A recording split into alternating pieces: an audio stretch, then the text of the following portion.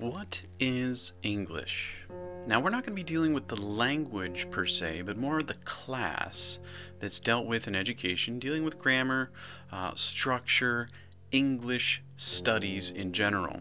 We have a lot of this within our education system, and understanding exactly what's intended within the English studies is important. So to have a definition, we're going to break the word into three parts, expand them into three full words, which would give us enabling glib shortcuts. So what is English? English is enabling glib shortcuts. So first we have enabling. When a human being is born, there's an innate desire to express meaning, but we don't have the means yet. So English studies bring us into a common form, at least in a portion of the world, of how to communicate our meaning. And it teaches us how to do it glibly. And that's not negative. Glib just means thoughtlessly. When you're communicating with someone, you don't want to be thinking about the communication. You want to be thinking about the person and the connection you're building.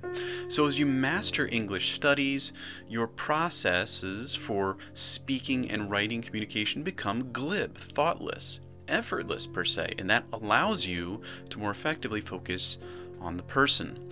But you need shortcuts. Meaning is limitless. When you're born as a human being, you have all this spiritual meaning, and you need a way to package it, shortcut it into a way that we can deal with it in a few words, few sentences, get it out on paper, and have it there.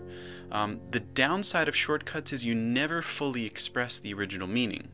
So it's somewhat of a compromise. You can't fully express yourself in words or written letters. However, it does help you. It's better than nothing.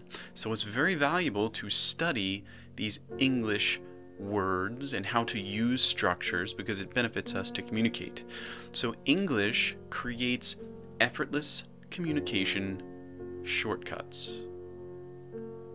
So how is English created? Well, first you have to create imagery identity. And if you notice, when children are very young, particularly kindergarten, they start learning A, B, C, and they can identify the difference between A, B, and C. They don't know what those letters mean, but they can identify the difference.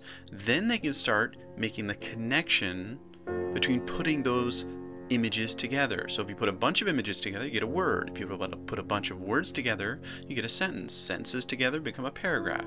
A bunch of paragraphs are a chapter, and a chapter is a book. So the children need to be able to identify the patterns that those images create. Then the child can start understanding how to put meaning in those imagery patterns. So a word is a container for meaning. And here's the first place we need to make a big distinction. Sometimes we fall into the illusion that the image is the meaning, or that it actually contains the meaning. It doesn't. You put the meaning into the image. And that's why we can study many languages, because the images that those languages mean aren't the foundation. Beneath all the languages is the meaning. And that's why we can dip into the meaning and slide into another language of imagery, and then dip back into the meaning and translate to another language, because the meaning is spiritual, it's foundational, it's beneath all the images. So you can slide into the meaning and then back out and go into different imagery patterns. So imagery contains but does limit the meaning. So why is English created? Well, first, to shortcut meaning. Spiritual meaning is infinite. It has no boundaries. It has no thought, emotion, or action. It's just a sea of meaning, and we want a way to communicate it. So to communicate that, we need shortcuts, and words, written and verbal, provide us with those shortcuts to kind of contain this sea of meaning, grab a little portion of it, and then communicate it to someone else. But why are we doing this? Because we're trying to create union. Union with ideas, union with feelings, union with actions and words. We're doing this because we want to create union, and it's through meaning that happens, and you need to communicate that meaning in a way that builds the union. And English studies gives you a mechanism to shortcut all that, to allow you to bring it forth while still swimming in this ocean of meaning, but shortcutting that into something that helps you to communicate and build union. So English uses meaningful imagery to facilitate relationships. So who then creates English by studying in the classroom? Who actually brings it forth? Well, first, it's someone efficient.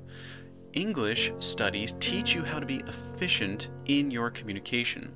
The fewer words you use, the more powerful the meaning, because you can put more meaning into individual words or even individual letters, and that's more efficient. Pack the meaning in with less images. But if you're just efficient, that's boring. You need to also be effective. You need to have a goal that you're aiming at so that your efficiency becomes honed towards something effective. And that leads you to a distinct awareness that someone who's studying English is also enterprising. They have a purpose they're trying to accomplish. They're aiming at something meaningful on a long-term scale, and their efficiency and their effectiveness serves that enterprising nature.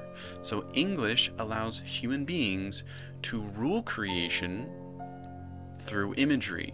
The enterprising purpose you have is to build a kingdom, to rule the world, and English, both spoken and written, allows you as a tool to build that enterprising kingdom. And you're going to use imagery in order to accomplish your rule.